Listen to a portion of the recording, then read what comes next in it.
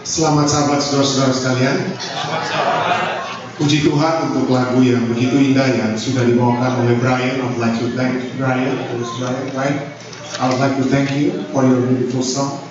Kali pertama bagi Brian untuk menyanyi di depan. Puji Tuhan atas bakat dan juga kesempatan yang indah yang dapat kita dengar bersama. Kita bersyukur juga kepada Tuhan atas lagu pujian yang juga sudah dibawakan oleh Jennifer. This is the first time maybe for Jennifer to sing solo or trio, biasanya dengan grup. Jadi ini sahabat ini kita mendengar yang pertama-pertama ya. Nanti sebentar sore kalau saudara datang ke konser juga akan lihat ada orang yang pertama kali mau menyanyi. Lihat. Jadi saya promosikan konser untuk jemaat Fisdak pada sore hari ini. Dan kalau saya tahu bahwa keluarga Lasso Dodi akan tiba di sini, saya pikir biasanya mereka siap lagu juga. Saya tahu tiap kali mereka berkumpul di mana di keluarga Dodi bertemu di Colorado, biasanya mereka punya lagu. Jadi saya nggak tahu apa ada siap satu lagu mungkin untuk di acara konser atau sesudah khotbah kalau kasih tahu kalau ya. Jadi kita puji Tuhan atas semua yang sudah memuji dan membesarkan nama Tuhan. Kita puji Tuhan oleh sebab walaupun saudari Olga sudah berterima kasih tadi, tapi saya sebagai pendeta jemaat ingin berterima kasih kepada semua ibu-ibu yang khususnya juga sudah memasak, yang tidak memasak mungkin memberikan sumbangan. Saya tahu ada ibu-ibu semua yang memasak. Saya tahu dari tengah malam ada yang datang tidur, ada yang datang terus, Tante Al, Tante Tuti, Olga, siapa lagi? Sandra, siapa lagi? Ada yang saya lupa bilang?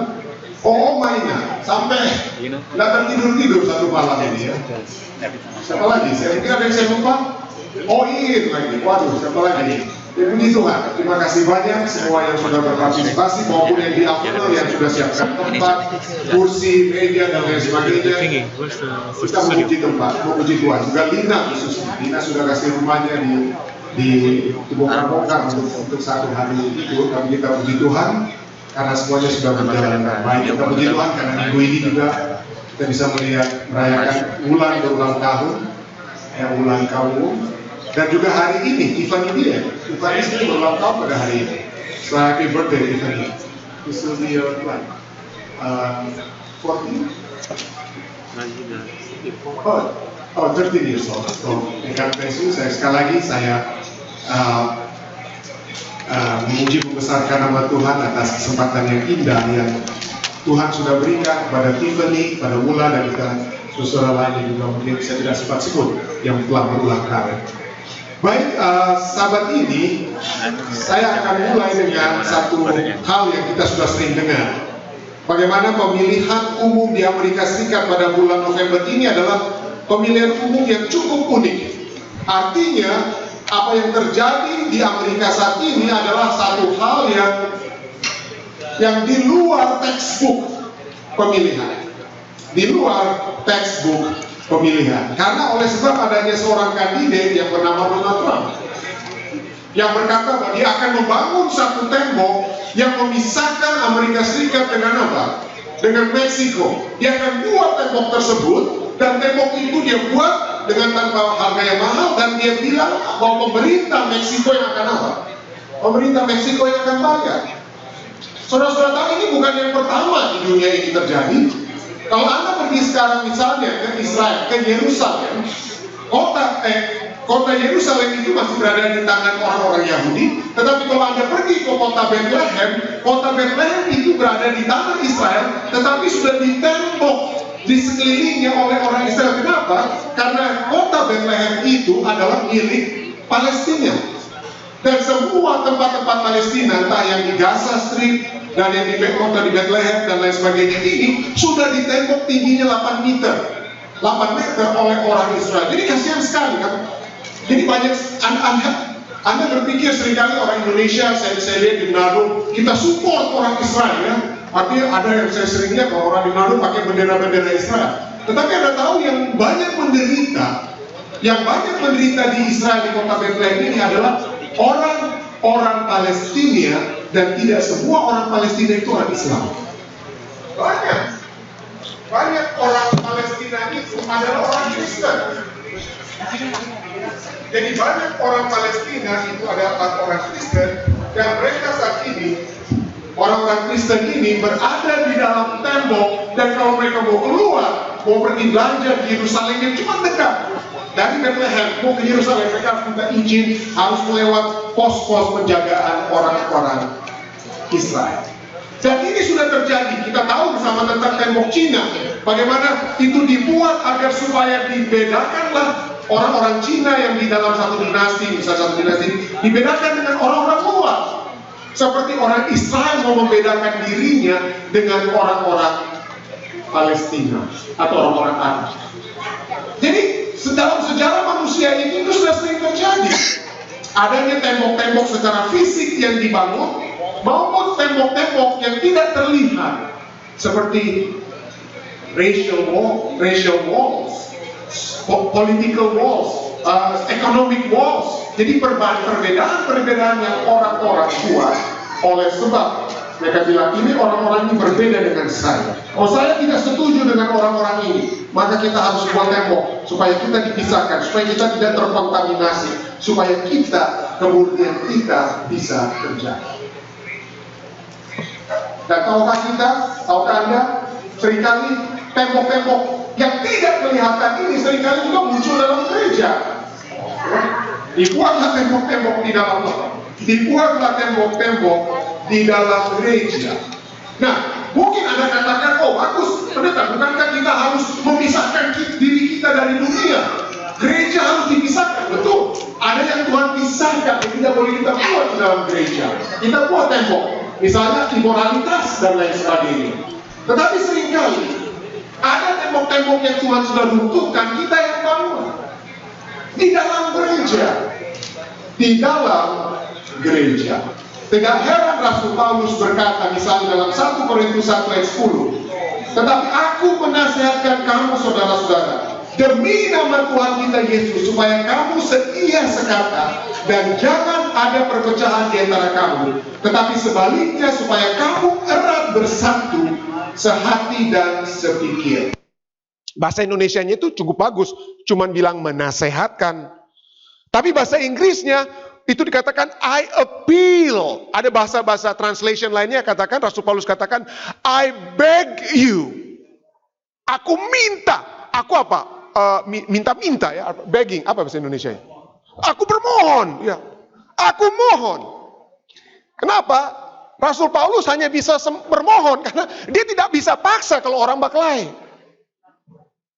Saya ulangi, dia hanya bisa bermohon supaya mereka dapat bersatu. Kenapa? Karena di dalam gereja di zaman Rasul Paulus sekalipun ada orang-orang yang bilang, oh kita pengikutnya si ini, oh kita pengikutnya si ini, oh kita maunya pendeta ini, oh kita maunya pendeta ini. Jadi terpisahlah, kadang-kadang terjadi begitu ya. Itu yang sering terjadi, dan Rasul Paulus katakan jangan buat tembok seperti itu. Ini di jemaat Korintus, ya. Ini bukan hanya di jemaat Korintus, di jemaat Filipi sekalipun. Jemaat Filipi ini adalah jemaat yang paling sehat, paling baik, sering dipuji-puji pada zaman Rasul Paulus. Tetapi di dalam jemaat ini, Rasul Paulus mendapati ada sekarang bukan kelompok-kelompok secara besar, tapi orang, ada individu. Satu individu ada berkelahi dengan individu yang lain. Makanya Rasul Paulus dalam Filipi 4 ayat 2 katakan, Eudia kunasehati dan Sintike kunasehati supaya sehati berpikir dalam Tuhan. Supaya bersatu kembali. Ada dua ibu ini rupanya, atau dua wanita yang ada tidak bakubay. Ya. Bahkan ku minta kepadamu saudara-saudara lainnya, di bahasa Indonesianya dibilang sunsugos ya. Tapi dia minta, temanku yang setia, tolonglah mereka. Jadi Rasul Paulus bilang, ada dua wanita di gereja yang berkelahi. Dia bilang, tolong. Rasul Paulus mungkin tidak di situ, makanya dia tulis, tolong akang kali akang nih dua. Ya. Karena mereka berdua ini telah berjuang dengan aku, bersama-sama tadinya dalam pekabaran Injil, bersama-sama dengan Clemens dan kawan-kawan sekerja lainnya. Mereka ini baik-baik sebenarnya. Rasul Paulus bilang, nama mereka sebenarnya sudah tercantum dalam kitab kehidupan. Tercantum dalam kehidupan, hati-hati jangan terlepas. Karena apa? Karena berkelahi. Ya, jadi inilah yang Rasul Paulus katakan kepada kedua. Nah, kita tidak tahu apa yang menyebabkan mereka itu sampai harus disatukan kembali. Tetapi inilah yang selalu Rasul Paulus minta. Dan kalau kita lihat, kalau saya baca komentator tentang Filipi, Rasul Paulus memberikan satu contoh bagus kepada saya. Jangan berpihak. Kenapa jangan berpihak? Bukankah kalau ada yang baklai, ada yang salah, ada yang benar? Nah, kadang-kadang kalau ada perselisihan yang sering terjadi, ada satu pepatah katakan, it takes two to tango. Apa artinya? Ingat selalu, saya pernah bahas ini, kalau mau badansa harus ada berapa orang? 2 orang. Jadi seringkali ada yang salah dari satu pihak daripada pihak yang mana? Yang lain. Tidak ada yang 100% benar. Tidak ada 100%. Jadi Rasul Paulus gantinya dia memihak, gantinya dia bilang, ini tuh yang benar, ini tuh yang salah. Rasul Paulus katakan apa? Baku damai. Ya. Berkali-kali Rasul Paulus katakan, berusahalah memelihara kesatuan roh oleh ikatan damai sejahtera. Bahasa Inggrisnya, make every effort. Berusaha, make every effort. Nah, Rasul Paulus tidak katakan, coba try your best. If possible, kalau memungkinkan. Enggak, mungkin Anda pikir berusaha ini sepertinya kurang kuat. Tetapi sesungguhnya di dalam bahasa aslinya, make every effort ini lebih kuat. Misalnya Yesus Kristus saja bilang, make every effort, berusahalah untuk masuk melalui gerbang yang kecil, supaya untuk keselamatan. Jadi itu harus sesuatu hal yang sesuatu hal yang penting. Berusaha. Rasul Paulus juga katakan, banyak kali Rasul Paulus, make every effort, berusaha to do what leads to peace and to a mutual edification. Berusaha. Make every effort. Rasul Petrus juga menekankan hal demikian. Make every effort to add to your faith goodness, and to goodness knowledge. Ya. Make every effort to be found spotless, blameless, and at peace with Him. Jadi dengan kata lain, itulah tujuan kita, goal kita. Dan goal kita itu haruslah mencari persatuan. Very important. Kenapa? Kenapa penting sekali ini tujuan ini? Kenapa sangat penting bagi kita untuk berbicara tentang persatuan? Kita sering dengar ini. Ini mungkin khotbah yang tak ulang-ulang terus mungkin saudara-saudara ya. Tetapi kalau kita lihat, inilah yang Yesus doakan. Tahukah Anda? Ada berapa doa yang Anda tahu tentang doa Yesus? The Lord's Prayer. Apa yang the Lord's Prayer yang Anda tahu? Yang kita sering hafal-hafal. The Lord's Prayer. Yaitu doa Bapa kami kan? Tahukah Anda doa Bapa kami itu bukan doanya Yesus? Itu betul, Yesus bilang kepada murid-muridnya, untuk murid-murid ulangi. Tetapi itu pengajaran Yesus. Doa Yesus sendiri. Pada saat dia sendiri bermohon, pada saat dia sendiri yang berdoa, itu bukan doa Bapa kami. Di mana Anda tahu? Yaitu di dalam misalnya Yohanes 17. Di seluruh Yohanes 17 kalau Anda baca, Yohanes 17 seluruh fatsal itu berbicara tentang doa pribadi Yesus kepada Bapa. Waktu dia di Getsemani. Ini hanya dicatat di kitab Yohanes. Di dalam kitab Matius, Markus, Lukas, Yesus berdoa di Getsemani, doanya itu cuma bilang begini, biarlah cawan ini berlalu daripadaku. Tapi bila kehendakmu jadi, biarlah kehendakmu lah yang jadi. Itu ditulis dalam Matius, Markus, Lukas. Itu tidak terdapat di dalam kitab Yohanes. Di dalam kitab Yohanes, apa yang Yesus doakan itu lebih diperjelas. Ada 3 hal dalam doa Yesus dalam Yohanes 17. Yang pertama, dia bukan mendoakan siapa-siapa, dia doakan dia punya murid-murid. Tapi sebelumnya dia mendoakan itulah dia doakan tentang hubungannya dengan Bapa. Itu yang if it is possible let this cup. Jadi dia doakan dirinya, dia doakan murid-muridnya. Dia mendoakan 3 hal ya. Dia doakan tentang keadaannya, dia bersyukur kepada Bapa, lalu dia doakan murid-muridnya, dan yang ketiga dia mendoakan murid-muridnya yang akan datang, yaitu saudara dan saya.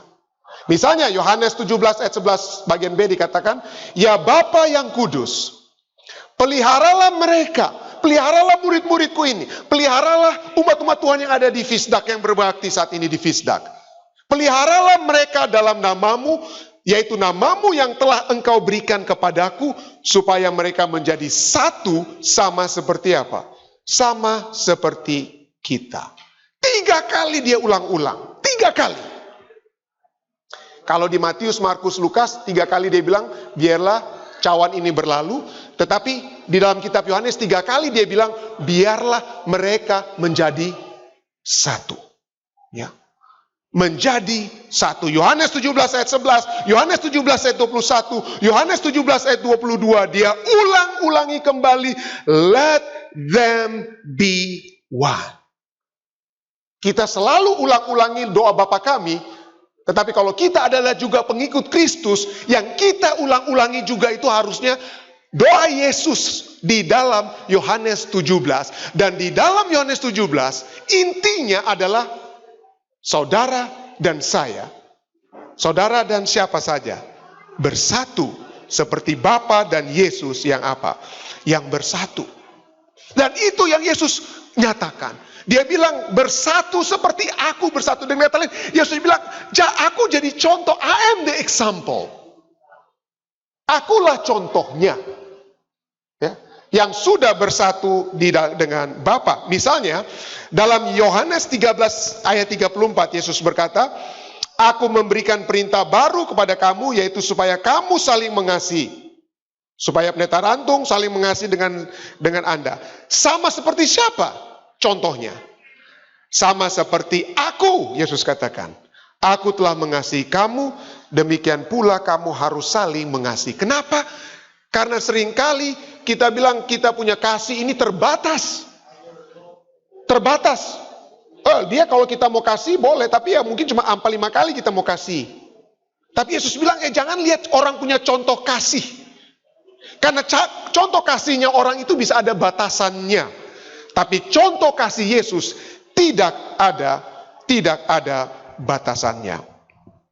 Kenapa harus dimulaikan dengan Yesus? Karena seringkali kita berpikir unity atau persatuan itu harus dimulai dengan kita.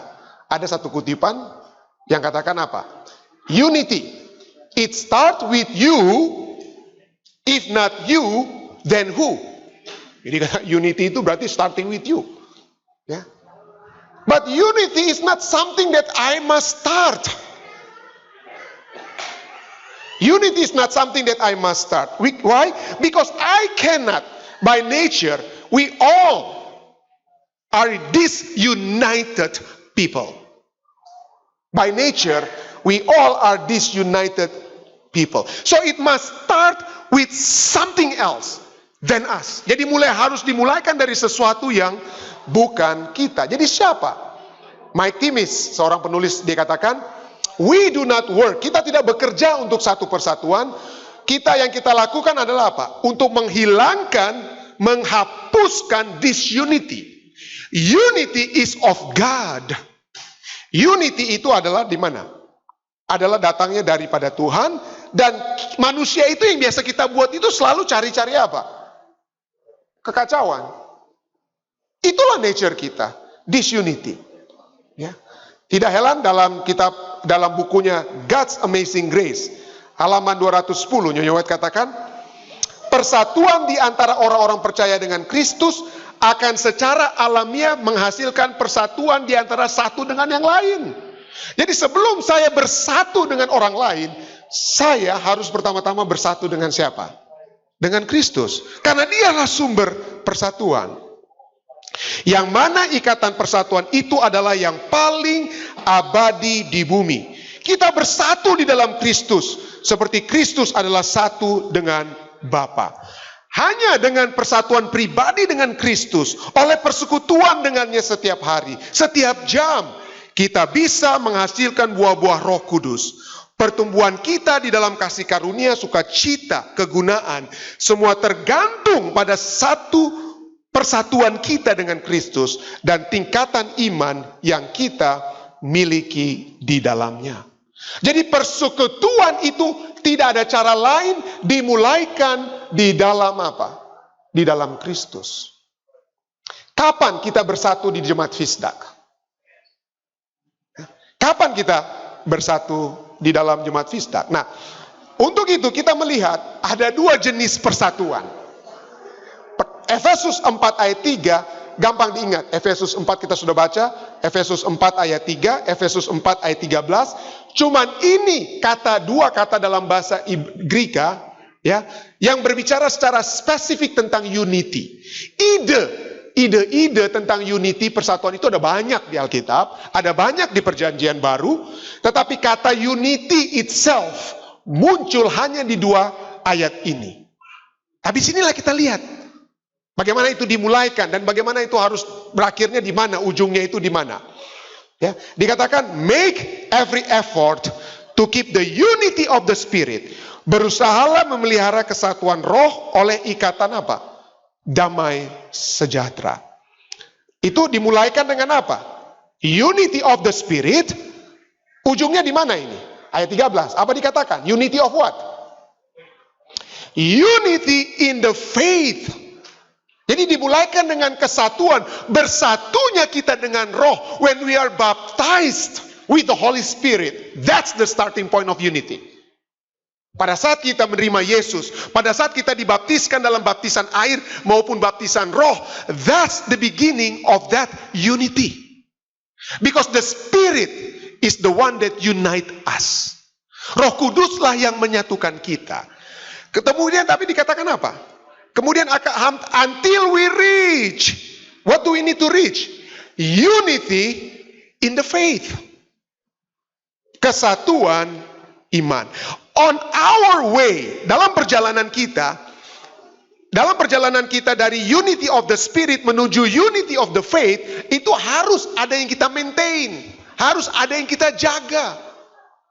Makanya judul khotbah saya ini, sahabat ini adalah maintenance of the unity. Because unity, we all have started unity. Kita semua sudah memiliki unity itu mula-mula. Pada saat kita menerima Kristus, kita dibaptiskan, kita bersatu dengan umat Tuhan, bersatu dengan jemaat Tuhan. Kita menjadi sangat bahagia dapat bersatu. Manusia baru di dalam Tuhan. Ya. Tetapi apa yang terjadi kemudian? Kalau kita tidak maintain itu unity of the Spirit. Kalau kita tidak maintain, maka kita tidak akan menjadi mature Kristen. Mari kita lihat sejarah kisah gereja Kristen mula-mula. The history of the Christian church. Mula-mula apa dikatakan dalam kisah? Dalam kisah 2 ayat 1, ketika tiba hari Pentakosta, semua orang percaya, bahasa Indonesianya berkumpul di satu tempat. Kita katakan berkumpul di satu. One accord. Mereka bersatu di satu tempat. Lalu tiba-tiba turunlah dari langit suatu bunyi seperti tiupan angin keras yang memenuhi seluruh rumah di mana mereka duduk. Ini murid-murid Yesus berkumpul di mana? Di upper room di Yerusalem. Mereka berkumpul seia sekata. Tadinya mereka sebelum mereka berkumpul ini kan, sebelum Yesus naik ke surga, apa yang mereka seia sekata mereka? Oh enggak. Oh saya yang harus, kita yang di samping kiri kanan Yesus. Bukan ngana, kita lebih penting. Oh kita lebih memiliki intelijen yang lebih bagus dari kalian. So I should be the first in God's kingdom. Tetapi pada saat itu, pada saat mereka berkumpul berdoa, maka tidak ada lagi seorang pun yang berbicara tentang siapa yang terutama nantinya di dalam kerajaan Tuhan. Berseia sekata. Dan Roh Kudus pun turun. Dan terus ayatnya berikutnya. Kisah 2 ayat 46-47 katanya. Lalu setiap hari mereka itu bersatu. Karena Roh Kudus baru turun. Unity of the Spirit. Bersatulah mereka semua. Unity of the Spirit. Makan sama-sama. Potluck terus sama-sama. Kalau bisa semua orang hidup di satu apartemen. Bersatu. Berbagi. Ya. Bersatu, memuji, membesarkan nama Tuhan, lalu Tuhan tambahkan jumlah mereka setiap hari. Ya, ditambahkanlah jumlah mereka setiap hari. Bayangkan saudara-saudara, Petrus berkhotbah. Ya, saya sudah pernah bilang ini di khotbah selanjutnya. Pada saat itu sebelum turun Roh Kudus, mereka itu baku rebe, siapa yang mau berada di depan.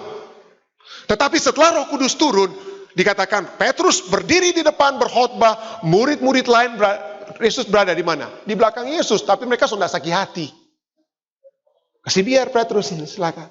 Tadinya sebelum mereka bersatu, sebelum unity of the Spirit, si Yohanes hanya mau bersama-sama dengan Barnabas. Ya, karena itulah dia punya saudara. Tapi setelah turunnya Roh Kudus, Petrus sekarang sudah bisa berdampingan dengan Yohanes. Tadinya Petrus itu tidak bisa berdampingan dengan Yohanes. Tapi mereka sekarang apa? Biarkan Petrus berdiri di depan, Petrus berkhotbah. Satu khotbah, berapa orang yang dibaptis? Khotbah pertama. Yang pertama kali, bayangkan berapa orang yang dibaptis? Khotbah pertama ada 3.000 orang dibaptiskan. 3.000, baptis. Khotbah kedua, 5.000, baptis. 7.000 orang dalam 2 khotbah. Kita susah 3,5 tahun di Fisdak ini, berapa puluh kali berkhotbah, tapi enggak ribu-ribu juga susah ya. Tapi Petrus, 1.000, 2 khotbah saudara. 2 khotbah 7.000. Bukan dolar, 7.000 orang. Ya, bisa dibaptiskan. Dan jumlah mereka pun bertambah. Tapi itulah, di mana pekerjaan Tuhan itu bertambah, usaha setan juga bertambah. Usaha juga setan bertambah. Kisah 2 ayat 1 mereka seia sekata. Kisah 2 ayat 46 ayat 47 seia sekata. 4 fatsal berikutnya, yaitu dalam kisah 6, pada saat mereka bertambah, pada saat Roh Kudus menambahkan jumlah mereka, sedang maju-majunya mereka, sedang ada usaha yang mereka mau capai, sedang maju-majunya usaha mereka, apa yang terjadi kemudian? Ingat ini, kalau kita mau maju, bagus, puji Tuhan. Tapi jangan lupa, pada saat ada kemajuan di jemaat, maka setan juga apa? Setan juga lebih apa? Lebih hebat. Kenapa? Pada saat kemajuan bertambah, pada saat ada pertambahan, ada kemajuan, maka persungutan juga apa? Bertambah. Ya. Persungutan juga apa? Bertambah. Kisah 6 ayat 1. Pada masa itu, ketika jumlah murid makin bertambah, timbullah sungut-sungut di antara orang-orang Yahudi yang berbahasa Yunani. Pendatang-pendatang bersungut-sungut.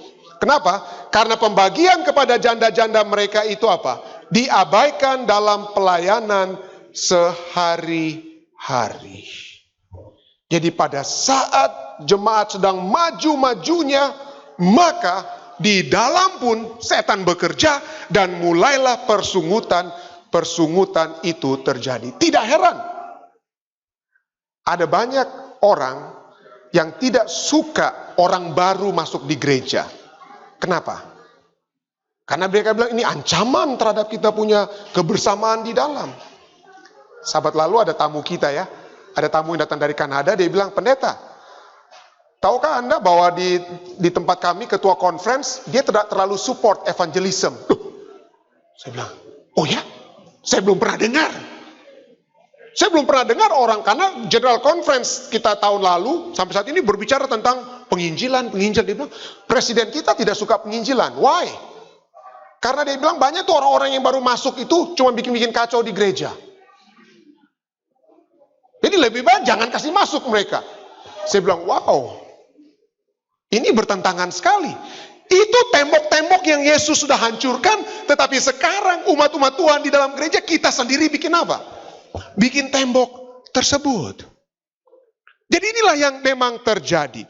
Itulah sebabnya Rasul Paulus tulis berulang-ulang bagaimana kita maintain dari satu unity of the Spirit tiba kepada unity of the faith or unity in the faith. How to move from unity of the Spirit to the unity of the faith, from Spirit baptism to discipleship. To discipleship. Kita menjadi dewasa di dalam firman Tuhan. Dewasa dalam pengajaran-pengajaran firman Tuhan. Bagaimana caranya? Dan inilah sangat praktikal. Dikatakan dalam pelajaran sekolah sahabat, kalau gereja itu tidak memiliki ajaran yang praktikal, maka itu bukan gereja yang sesungguhnya. Makanya fokus saya sahabat ini, atau fokus dari Rasul Paulus yang saya bawakan sahabat ini, itu berbicara tentang sangat praktis. Bagaimana caranya supaya kita yang sudah bersatu, kita sudah disatukan pada saat kita terima Yesus dalam baptisan roh, kita dapat menjadi dewasa. Dapat menjadi murid-murid Yesus yang sesungguhnya. Ini rahasianya. Hendaklah kamu selalu apa? Rendah hati, lemah lembut dan sabar, tunjukkanlah kasihmu dalam hal saling membantu, dan berusahalah memelihara kesatuan roh oleh ikatan damai sejahtera. Bagaimana saya dapat memiliki damai sejahtera itu? Ya. Bahasa Inggrisnya, be completely. Harus penuh, jangan setengah-setengah, jangan kadang-kadang. Ya. Rasul Paulus katakan, jangan kadang-kadang saja kita melakukan hal ini yang akan kita pelajari. Hanya sekali-sekali pada saat kita ada lagi bye-bye. Enggak. Dikatakan be completely. Dan inti daripada rendah hati, lemah lembut, sabar, kasih, dan lain sebagainya itu hanya dua. Hanya dua. Yaitu apa? How do I view myself? Siapa kita sesungguhnya? Bagaimana saya melihat diri saya sendiri?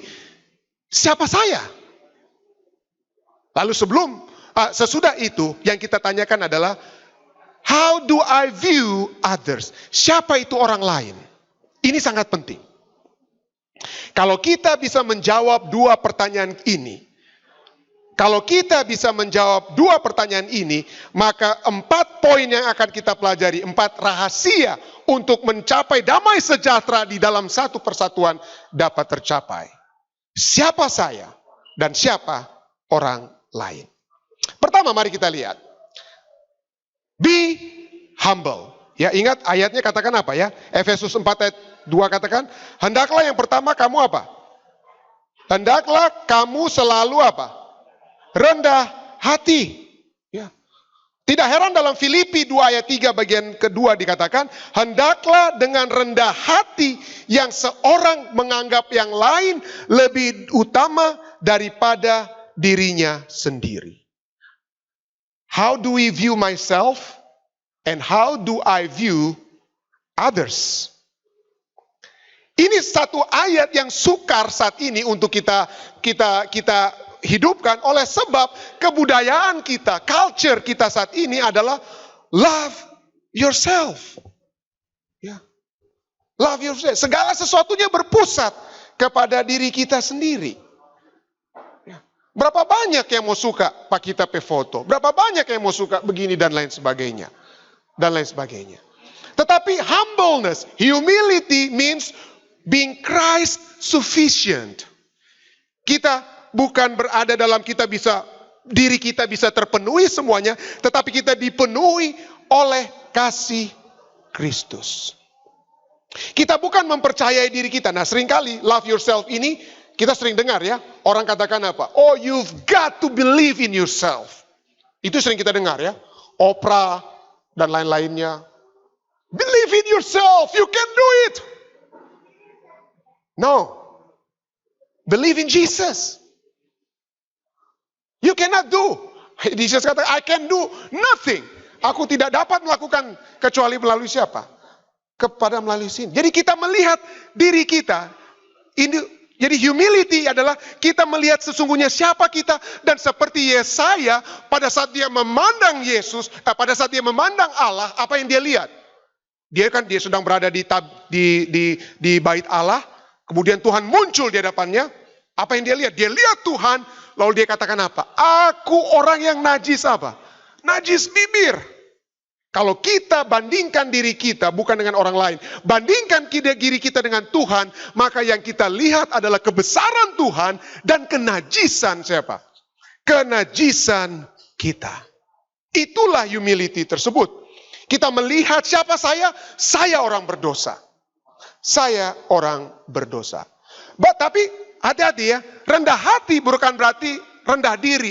Rendah diri, kita tidak bisa bikin apa-apa, sudah. Kita kan pendeta rendah hati, jadi kalau mau bikin ini, bikin itu ya orang lain juga. Kita boleh, kita memang tidak tahu apa-apa. Itu beda antara rendah diri dengan rendah hati. Ada orang rendah diri, mar sombong. Hati-hati.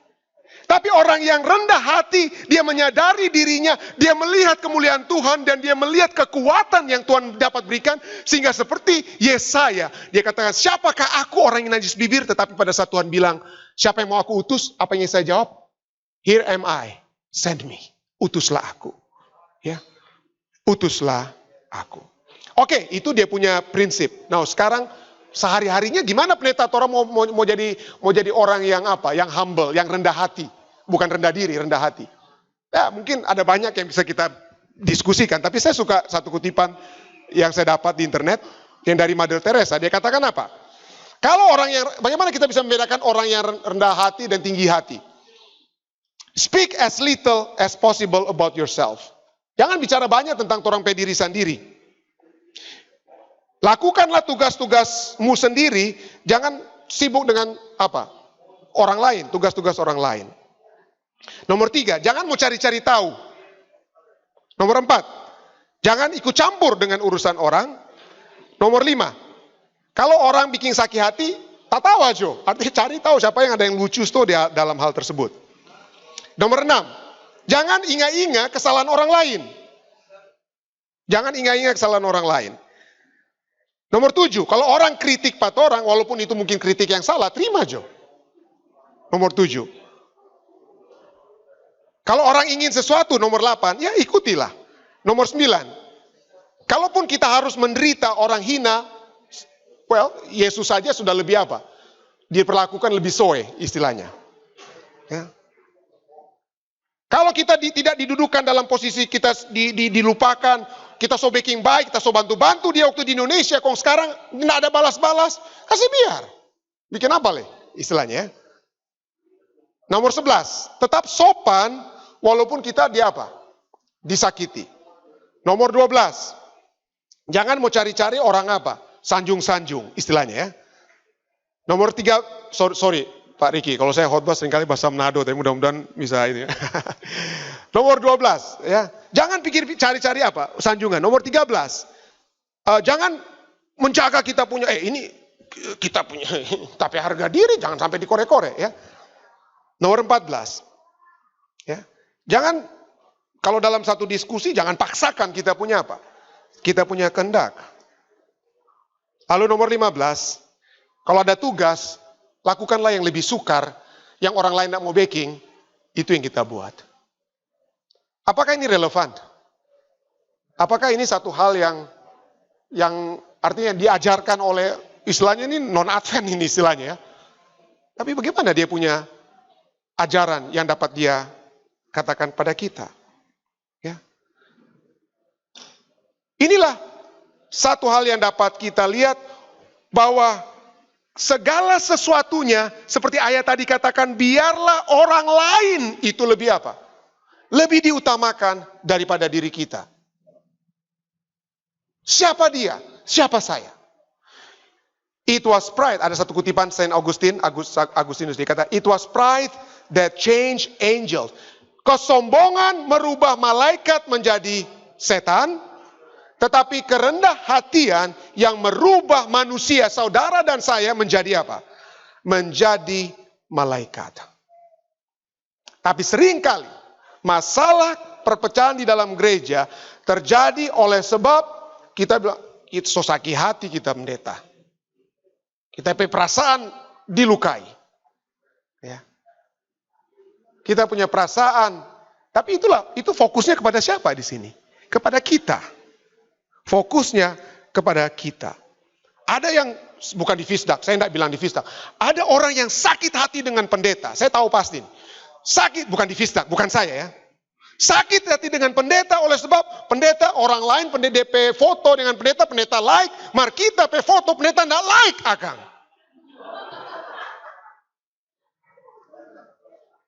Nggak sempat, pendetanya sibuk bikin khotbah.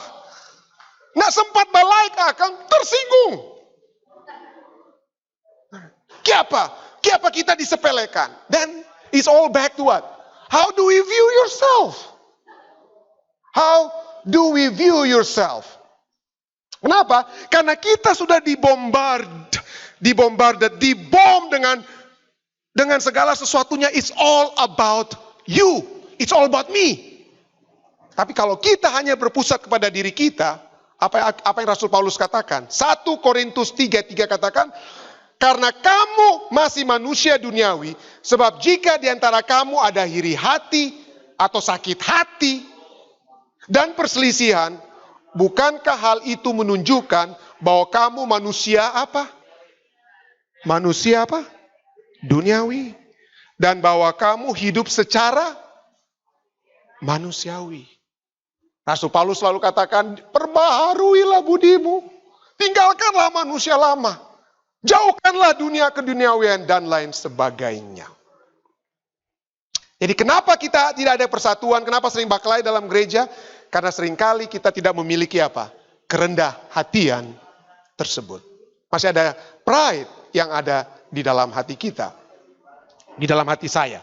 Saya tidak sedang berbicara tentang siapa-siapa. Saya selalu katakan khotbah saya itu pertama-tama itu untuk saya. Saya bukan mau cari lari bea ya. Enggak, saudara.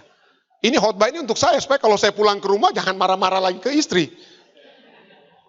Sabar-sabar ya. Jadi khotbah saya itu pertama-tama itu untuk saya. Yang kedua, Filipi tadi katakan apa? Untuk unity tersebut, gentleness, ya, mildness, meekness. Meekness bukan weakness. Kelemah lembutan bukan kelemahan. Hendaklah kebaikan hatimu diketahui semua orang. Untuk memiliki gentleness, you must have humility. Jadi yang pertama, Rasul Paulus itu ada 4 yang dia sebutkan. Yang pertama apa? Tadi kita sudah bahas, humility. Humility inilah syarat untuk menjadi apa? Kebaikan. Tidak ada orang baik kalau dia sombong. Istilahnya, kecuali dia cuma mau tunjuk-tunjuk diri ya. Kebaikan sesungguhnya. Kebaikan hati itu dimulaikan dari kerendahan hati. Jadi kerendahan hati lebih dulu baru muncul kelemah lembutan. Hendaklah kebaikan hatimu diketahui semua orang. Nah, itu pendeta. Kita kan tidak bikin baik di gereja, makanya pendeta mesti like kita pe foto. Tunggu dulu. Kenapa dan ini ayat ini katakan harus diketahui? Pendeta bilang jangan bilang-bilang kalau buat baik. Kenapa ayat ini katakan kebaikan hatimu diketahui apa? Semua orang. Apakah caranya supaya kebaikan kita diketahui kita harus sebar di kita punya status? No. Anda tahu kenapa kebaikan kita itu bisa dilihat? Bagaimana supaya kebaikan Anda dan saya itu bisa dilihat? Kalau kita memiliki kerendahan hati. Bukan kita tunjukkan, kita tinggikan di kita punya status. Kalau kita mau kebaikan kita dilihat oleh semua orang, maka yang pertama kali orang lihat itu kerendahan hati. Jadi untuk melihat kebaikan kita, orang bukan harus melihat ke atas, tapi orang harus melihat kemana? Ke bawah. Apa yang dilihat di bawah itu? Kerendahan hati. Lebih gampang melihat sesuatu yang ada di bawah daripada yang di mana? Di atas, iya kan? Kalau Anda mau cari sesuatu yang di atas, apa ini dia? Raba-raba kan, ingin tahu. Maka kalau itu di bawah, apa ini dia? Langsung kita apa? Langsung kita ambil. Jadi kita diketahui kebaikan kita karena kita memiliki hal yang rendah. Yaitu apa? Hati kita. Musa dikatakan sebagai orang yang apa? Yang memiliki hati yang baik, kelemah lembutan yang tidak ada taranya. Tetapi tahukah Anda, kadang-kadang Musa itu bisa tegas. Yesus dikatakan sebagai orang yang apa? Memiliki kebaikan hati, kelemah lembutan. Tapi kadang-kadang dia bisa menjungkir balikan apa? Dia bisa menjungkir balikan meja-meja yang mengotori Ka'bah Tuhan. Ya. Tetapi segala sesuatu didasari bukan oleh nggak tahu kalian saya ini anak Allah, ini kita Ka'bah. Bukan dengan motivasi seperti itu, tetapi motivasi agar umat-umat Tuhan itu apa? Berubah, makanya dia bongkar semua. Max Lucado, dia menulis satu kutipan yang bagus sekali ya. Aku memilih kelembah lembutan. Kenapa? Because nothing is won by force. Tidak ada sesuatu yang dapat kita menangi dengan apa? Dengan kita paksa. Betul, Amerika bisa kasih kalah Irak dan lain sebagainya. Tapi apa Amerika menang di Irak? Dia paksa. Dia serang Irak. Ganti Saddam Hussein. Digantung Saddam Hussein. Apa dia menang di Irak? Dia kalah di Irak. Ya. Tidak ada sesuatu pun yang dapat dimenangi dengan paksaan. Kita bisa buat suami atau istri kita bertekuk lutut.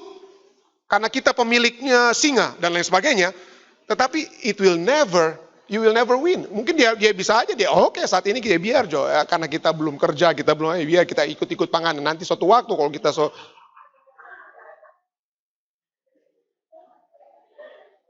Tidak heran Max Lucado katakan, aku memilih kelemah lembutan. Kalau aku tinggikan suaraku, biarlah suara yang tinggi itu untuk memuji Tuhan. Ya. Biarlah untuk memuji. Kalau kita, apa istilahnya? Mengepalkan tangan kita, biarlah tangan yang dikepalkan itu bukan untuk pelungku orang, tapi untuk berdoa. Kalau saya membuat satu demand, meminta sesuatu, biarlah yang saya inginkan, yang saya mau pelak. Jadi seringkali kita bilang, oh ini orang, itu dia, pendeta, itu orang tuh mestinya dia begini. Tapi gantinya bilang, itu orang mesti begini. Pendeta, doakan saya supaya saya yang begini. Nah, itu enak sekali jadi pendeta begitu, saudara. Pendeta tolong rubah tuh, pendeta tuh ketua sana, apa dia bikin begini? Gantinya mau rubah itu ketua, Anda katakan, pendeta, doakan supaya saya bisa merubah ini, kita sikap ini. Aman, saudara. Ya, aman. Ya. So, tadi malam anak muda berbicara tentang setelah orang-orang Yahudi, pemimpin-pemimpin Yahudi berhasil menyalibkan Yesus setelah Yesus mati. Adakah mereka merasa puas mendapati musuh mereka yang suka lawan-lawan mereka di Ka'bah sudah mati? Nah, tidak ada kepuasan. What we need is not revenge. Seringkali dalam masalah, kita mau supaya dia juga rasa apa yang kita rasa. But what we need is not a revenge. What we need is Jesus. Ya, what we need is Jesus. Oh, semua kelar. Itu setengah nih khotbahnya, saudara. Yang ketiga adalah patience. Ya. Sekali lagi, kita tidak dapat menjadi orang yang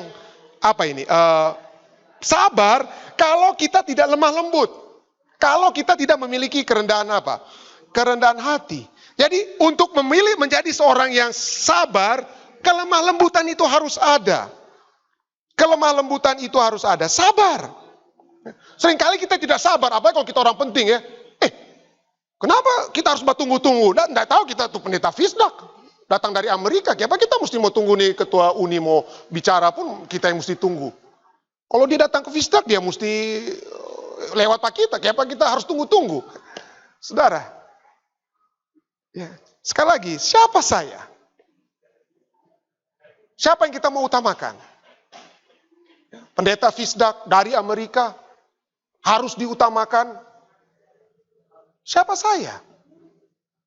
Ya saya katakan, I'm a sinner with unclean lips. Orang yang berdosa. Ya. I'm a sinner with unclean lips. Sabar. Ya. Without patience, we will learn less in life. Tanpa kesabaran, maka sedikit saja yang dapat kita pelajari di dalam dunia ini. Kita juga akan melihat hal yang sedikit, karena kita kan cepat-cepat terus. Artinya tidak sabar ya. We will feel less. We will hear less. Dan tahukah Anda, orang yang mau cepat-cepat, orang yang mau dapat yang lebih banyak, itu umumnya yang itu karena mereka tidak memiliki banyak. Because ironically, rush and more usually mean less. Kenapa orang terburu-buru terus, mau yang begini-begini terus? Karena mereka pikir kurang terus. Tapi Rasul Paulus ajaran kepada kita, biarlah let us be content with what we have. Sabar. Rasul Paulus berbicara tentang kesabaran ini. Anda baca di dalam Roma 14, seluruh Fatsal. Roma 14 berbicara bagaimana ada orang-orang di gereja yang kuat iman. Bagus, puji Tuhan kalau imannya kuat dalam gereja. Masalahnya di Roma 14, yang kuat-kuat iman ini tidak sabar melihat orang-orang yang lemah iman. Cepat dong ngoni. Mesti begini, seperti orang yang so begini. Masa ngoni masih begitu terus? Rasul Paulus katakan sabar. Mereka masih bayi. Mereka masih bayi, pelan-pelan seperti Timberlake. Kalau mau jalan pelan-pelan, jangan langsung lepas ke sana. Patah kaki dia. Pelan-pelan. Memang betul, ada saatnya kita harus bertindak cepat. Kalau lagi gereja lagi tabakar, kong pelan-pelan, police, there are fire in our church. Nggak boleh pelan-pelan seperti begitu, tapi artinya dalam hal kerohanian di dalam jemaat, kadang-kadang kita harus sabar. Jangan langsung masuk, nggak sesuai, pecat, keluar. Keluar. Kalau mau main pecat-pecat begitu, nggak ada itu Roma 14, saudara-saudara. Sabar, karena kita akan mendapat hal yang lebih baik. Yang terakhir, segala sesuatu dikatakan, itu harus diikat di dalam apa? Di dalam kasih. Ya. Di dalam kasih. Jadi kasih itulah yang mengikat seluruh virtues, seluruh hal yang tadi kita sudah bahas, yaitu tentang kerendahan hati, kelemah lembutan, dan kesabaran. They are interconnected.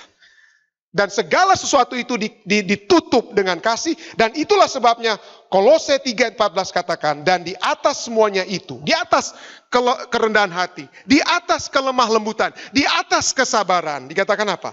Kenakanlah kasih sebagai pengikat yang mempersatukan dan yang menyempurnakan.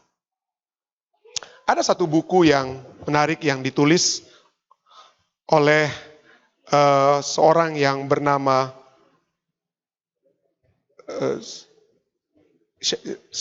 Rebecca Piper, oke? Rebecca Piper, dia pertama kali melayani di campus ministry di Portland, Oregon. Pada saat dia berada di Oregon ini, di Portland, Oregon, di kampus itu dia bertemu dengan seorang mahasiswa yang bernama Bill.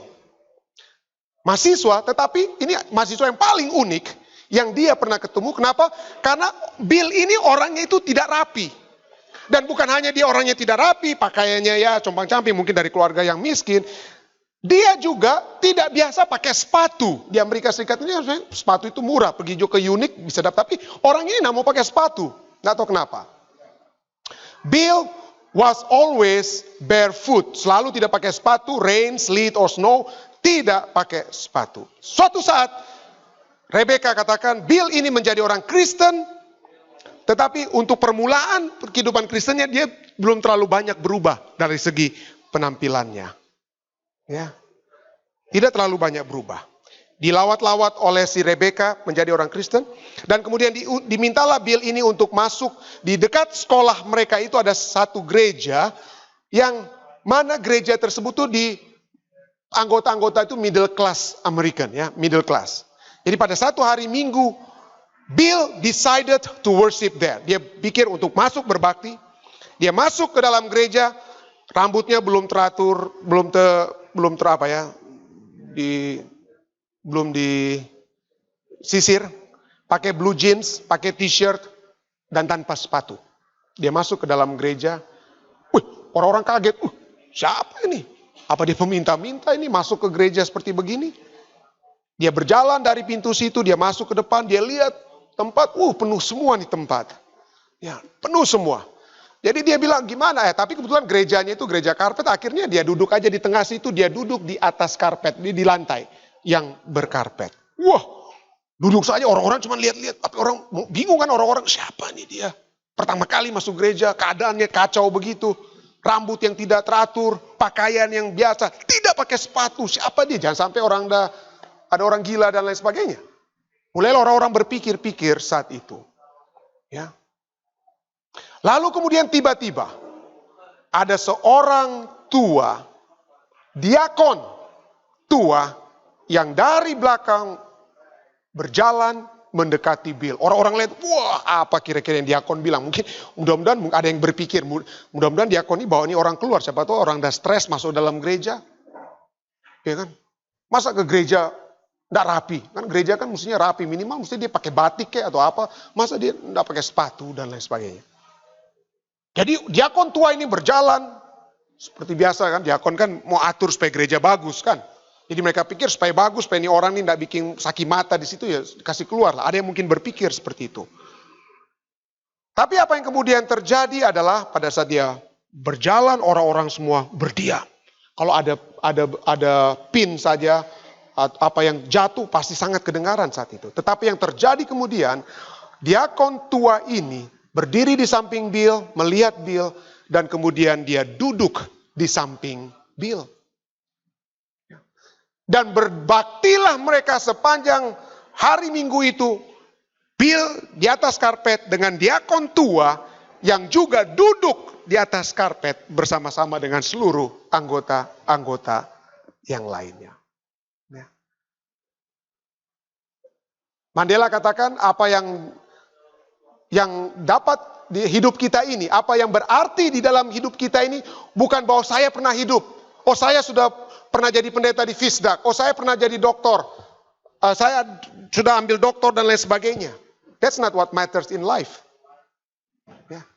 Yang penting di dalam kehidupan kita itu adalah apa perubahan yang kita buat di dalam kehidupan orang lain. What have you done? Apa yang Anda sudah buat kepada orang lain? Apa perubahan yang baik yang Anda sudah buat dari orang lain? Nyonya White memberikan satu tantangan. Ini beberapa kutipan terakhir. Kalau saja ada 10 orang di gereja.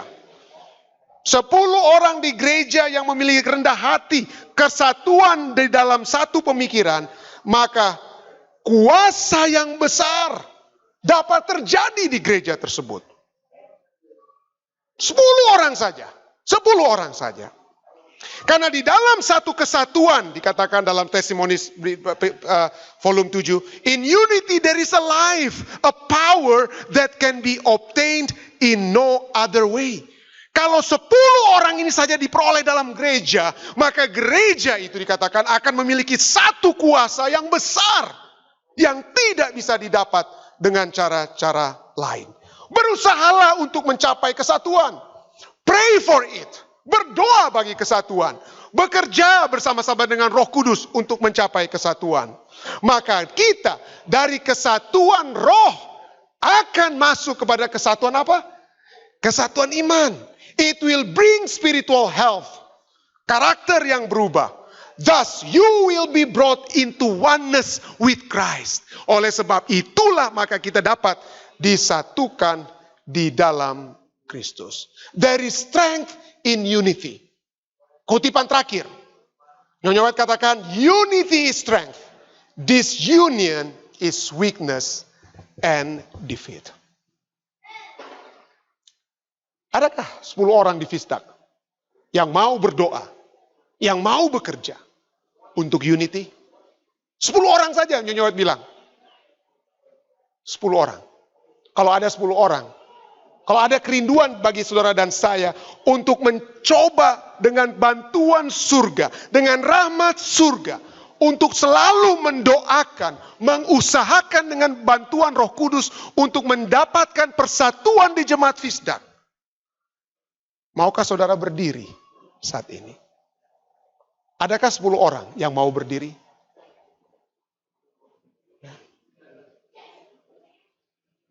Puji Tuhan. Puji Tuhan. Mari kita satu dalam doa. Bapa yang penuh kasih dalam kerajaan surga, kami bersyukur Tuhan, karena Yesus yang sudah berdoa bagi kesatuan yang dapat kami peroleh. Kami bersyukur Tuhan, karena Engkau memberikan kesatuan tersebut pada saat kami bersatu dengan Engkau. Dan kami pada saat ini Tuhan, lebih dari 10 orang telah berdiri. Hamba-Mu bersama dengan saudara dan saudari yang sudah berdiri. Kiranya komitmen kami untuk berdoa, untuk mengusahakan agar ada persatuan yang terus-menerus dapat terjadi. Persatuan roh yang dapat terus terjadi di dalam gereja ini. Dapat betul-betul menjadi satu pengalaman yang menguatkan kami semua Tuhan. Terima kasih Tuhan. Karena Engkau sudah menuntun kehidupan kami semua.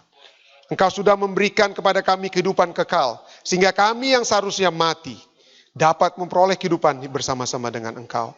Biarlah pada saat ini Tuhan kami yang sudah berdiri maupun yang mungkin masih bergumul tentang kesatuan ini dapat memiliki satu keyakinan tentang kehendak-Mu untuk menyatukan kami semua agar supaya dunia dapat melihat bahwa Engkau adalah Allah yang sesungguhnya. Biarlah komitmen kami itu dapat Engkau berikan kepada kami. Kekuatan surga yang dapat menjadi bagian kami.